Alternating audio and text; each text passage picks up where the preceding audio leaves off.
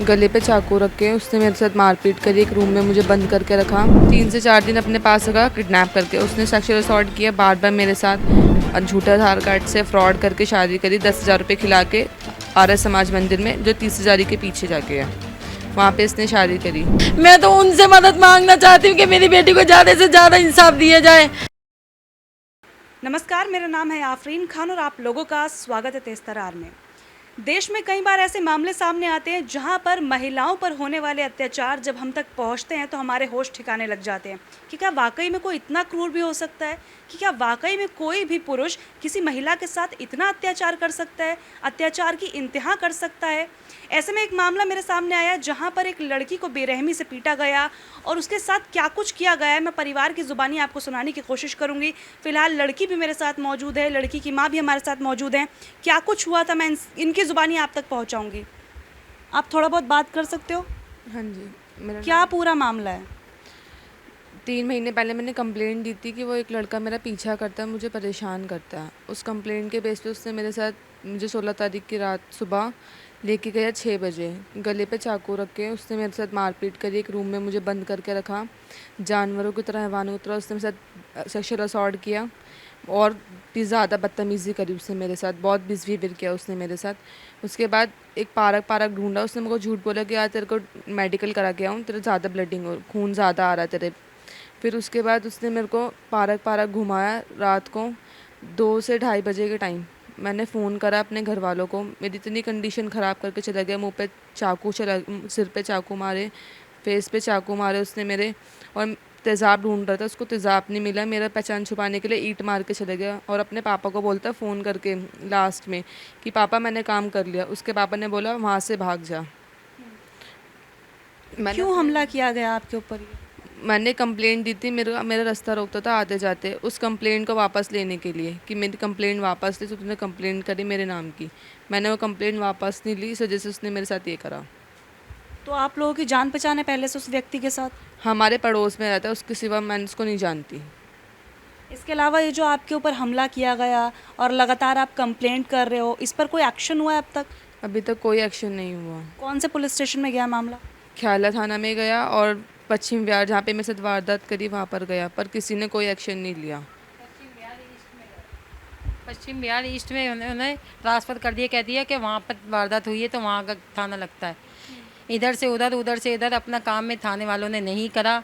हमारे संग जास्ती पे जास्ती होती गई परेशानी। बेटी हमारी सीरियस कंडीशन में मौत जिंदगानी के बीच में झूल रही है और वो दोषी अभी तक अपने घर में बैठा हुआ है।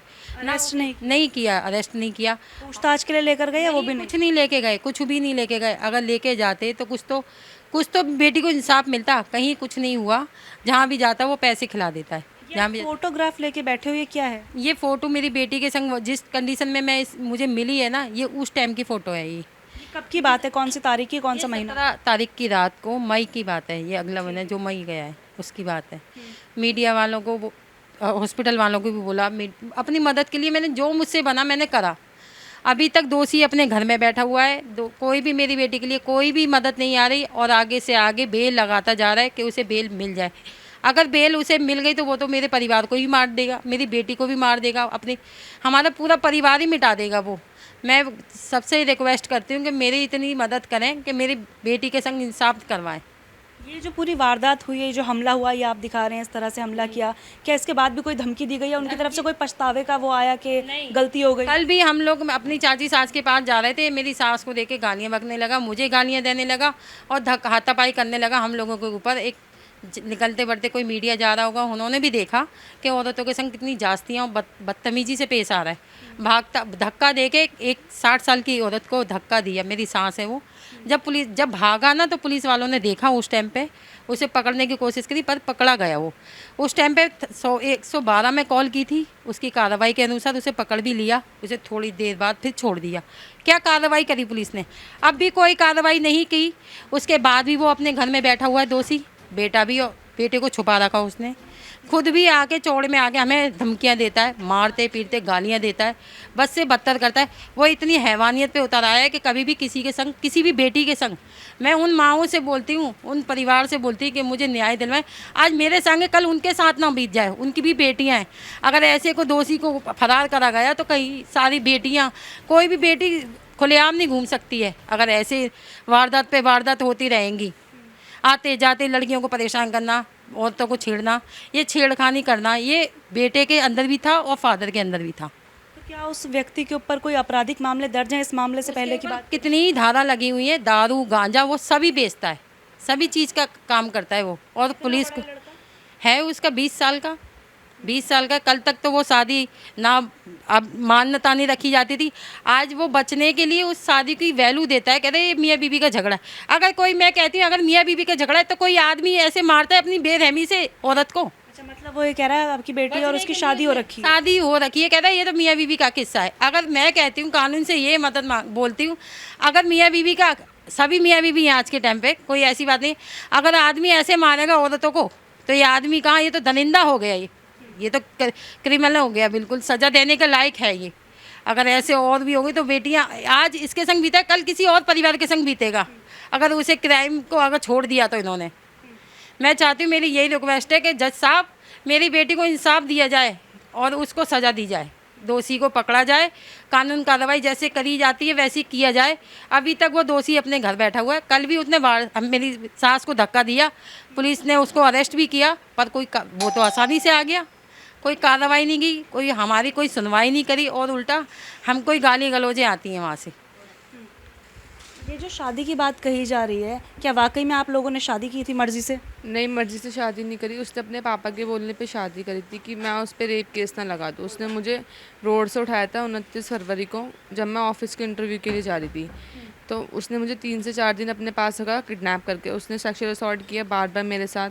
और अपने पापा को उसने बोला कि पापा मेरे साथ ये गुनाह हो गया, तो उसके पापा ने बोला कि तू शादी कर ले वरना तेरे को रेप केस में ही अंदर करवा देगी।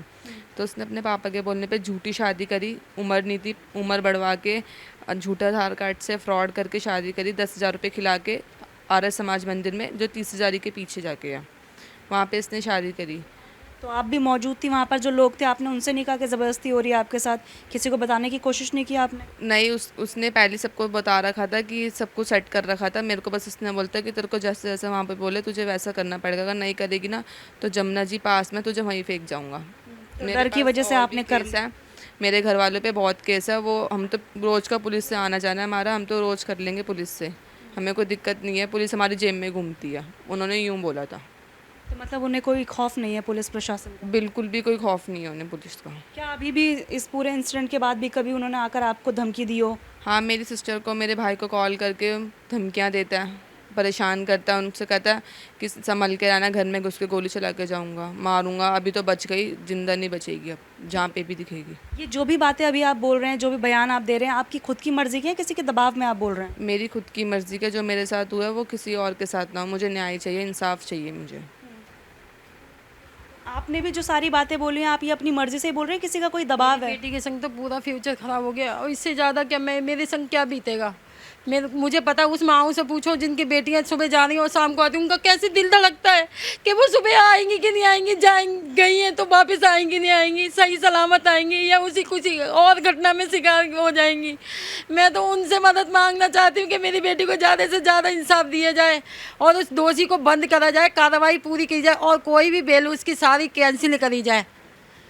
नहीं तो बेटियां सुरक्षित नहीं है। अगर ऐसे दरिंदे बाहर घूमते रहेंगे ना तो कोई ना कोई कांड होते रहेंगे, ऐसे मौके उन्हें बार बार मिलते रहेंगे। वो मौका जज साहब नहीं देना उन्हें, उसको बेल कैंसिल करवा देना। कल की बेल लगा रखी उसने, नॉन बेल। जब मुकदमा दायर हो चुका है, दोषी घर में बैठा हुआ है, तो उसे काहे की बेल मिले, किस चीज़ की बेल देखे? अगर उसे बेल मिल गई तो मेरे तो पूरे परिवार को मार देगा, वो को छोड़ेगा नहीं, हमें कहीं का नहीं छोड़ेगा। कल भी मेरी सास को मारा उसने, धक्का दे के भागा वो। तो आप बताते हैं पुलिस को ये सारी चीज़ें? बताई थी, पुलिस भी आ गई थी, 112 में कॉल किया था, पर पुलिस ने पकड़ा भी उसे चौकी में दिया है, चौकी वालों ने फिर छोड़ दिया उसे। FIR कराए हुए कितना समय हो गया आप लोग?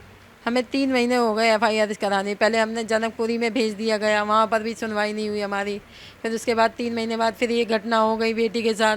फिर हम यहाँ, हमारा केस वहाँ, यहाँ से वहाँ, वहाँ से यहाँ भगा रहे हैं हमें थाने वाले, कोई भी कार्रवाई नहीं हो रही। और कहते हैं कि जब हमें मिलेंगे तो हमें बताना। अरे हम ही बताएंगे तो आप लोगों को क्या काम है आपका? पुलिस किस काम की? जब इंसानियत के नाते से नहीं तो कोई अपने कानून के इरादे से तो खड़े ही होए, मगर वो खड़ी नहीं होना चाहती क्योंकि वो पावरफुल है, पैसे भर देता है हर जगह, वो पैसे भर के हर जगह से छूट जाता है। दोषी ऐसे ही पैसे भरता जा रहा है और हमारे ऊपर जुल्म पे जुल्म होता जा रहा है। कल मेरी सास तरह से देख रही है इस मामले को, आप संतुष्ट हैं उससे? बिल्कुल मैं बिल्कुल संतुष्ट नहीं, क्योंकि मेरे आदमी को मार पीट के उल्टे सीधे सहन कर लेते हैं, मेरी बेटी पे दबाव देते हैं, रात के 9:30 बजे ले आके। हमें कौन सा कानून के आगे बनता है कि अगर ऐसी जख्मी हालत में बेटी सीरियस है उसको ले आके थाने में खड़ा करा जाता है? हमें 1 बजे छोड़ा वहाँ से, हमारे हिसाब से कोई बयान नहीं हुए, ना कोई लिखा, ना कोई FIR दर्ज हुई, अपने हिसाब से लिखवा रहे हैं और सहन करवा रहे हैं। हाथापाई पे भी उतर आते हैं पुलिस वाले, शुरू से एंड तक यही होता आ रहा है। 3 महीने से आज 3 महीने बाद फिर ये घटना हो गई। अगर पुलिस अपने काम तरीके से करती तो आज मेरी बेटी पहले कंप्लेंट की थी आपने? जब मैंने पहले 3 महीने पहले कंप्लेंट डाली थी, मानिया खुद कंप्लेंट दे के आई है जनकपुरी में साइन करके कि मेरे को हेल्प चाहिए, इस कानूनी कार्रवाई मेरी मदद करे, मगर कोई कहीं से तक सुनवाई नहीं हुई। फिर उसके बाद 3 महीने बाद घटना हो गई। क्या कानून इसलिए बैठा था कि कोई घटना होगी तब हम एक्शन लेंगे? तो अब तो एक्शन लेने की बारी थी, अब भी नहीं ले रहे हैं एक्शन। जब भी नहीं एक्शन लिया, अब भी एक्शन नहीं लिया। दोषी अपने घर में बैठा है, खूब दारुआं बेच रहा है, सट्टे लगा रहा है, गांजा और अफीम का सारा कारोबार है उसका। अभी आप बता रहे थे किसी पेपर पे भी साइन करवा लिए हैं, बयान? जबरदस्ती अपने हिसाब से जो धाराएं बड़ी बड़ी थी उसे छोटा कर दिया। पत्थर से कभी गला किसी का कटा है? उसका गला कटा हुआ है चक्कू से, तो उन्होंने पत्थर लिख दिया। ये मेरे अनुसार जो भी कार्रवाई मेरे हिसाब से नहीं हुई है। कोई भी कार्रवाई कोई तरीके से नहीं हुई कि जब भी तो दोषी अपने घर में बैठा हुआ है। अगर कार्रवाई ढंग से होती, FIR ढंग से होती तो दोषी आज पकड़ा हुआ होता। आज इस बात को भी 15 दिन हो गए, अब तक बैठी हुई है पुलिस, कुछ भी नहीं कर रही। जब वो मुझे, मेरे परिवार को ख़त्म कर जाएगा, जब आएगी पुलिस।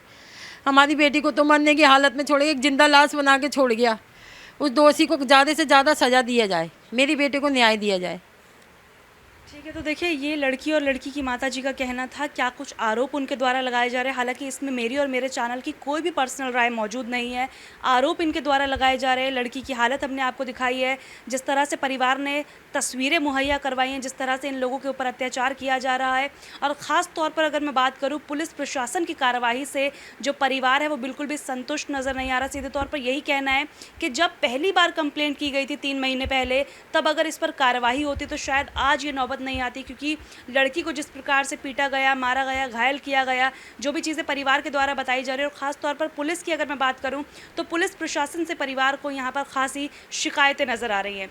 मेरी सभी से गुजारिश है, अधिकारियों से ये गुजारिश है कि इस पूरे मामले की जाँच हो, क्योंकि हम किसी का कोई पक्ष नहीं रख रहे, लेकिन फिर भी अगर वाकई में इन लोगों के साथ गलत हुआ है, जिस तरह से ये लोग बता रहे हैं, तो इनको जो है इंसाफ मिलना चाहिए। पूरे मामले की निष्पक्षता से जाँच की जाए और इसमें जो भी दोषी पाया जाए उसके खिलाफ सख्त से सख्त कार्रवाई की जाए, क्योंकि कहीं ना कहीं महिला सुरक्षा पर सीधे तौर पर ये सवाल खड़े कर रहा है मामला कि पड़ोस में रहने वाले व्यक्ति ने ऐसा काम कर दिया। ये किसी भी महिला के ऊपर, किसी भी लड़की के ऊपर इस तरह से अत्याचार हो रहा है तो सीधे तौर पर एक गंभीर मामला है, जिस पर जल्द से जल्द कार्रवाई होनी चाहिए। इस पूरे मामले को लेकर आपकी जो कुछ भी राय है आप लोग कमेंट बॉक्स में हमारे साथ ज़रूर शेयर करिएगा, क्योंकि आपकी राय हमारे लिए बहुत महत्वपूर्ण है। आज के लिए इतना ही, मुझे दीजिए इजाज़त। दिल्ली से जुड़ी तमाम खबरों के लिए अब हमारे चैनल को सब्सक्राइब ज़रूर कीजिएगा। दिल्ली से कैमरा पर्सन नरेश कुमार के साथ मैं आफरीन खान। अगर आपको हमारी ये वीडियो पसंद आई हो तो इसे लाइक एंड शेयर करना बिल्कुल भी ना भूलें। इसके साथ ही हमारे चैनल तेज तरार को जरूर सब्सक्राइब करें और हाँ, बेल आइकन को दबाना बिल्कुल भी मत भूलिएगा, जिससे दिल्ली से जुड़ी तमाम खबरों की नोटिफिकेशन सबसे पहले आप तक पहुंचे।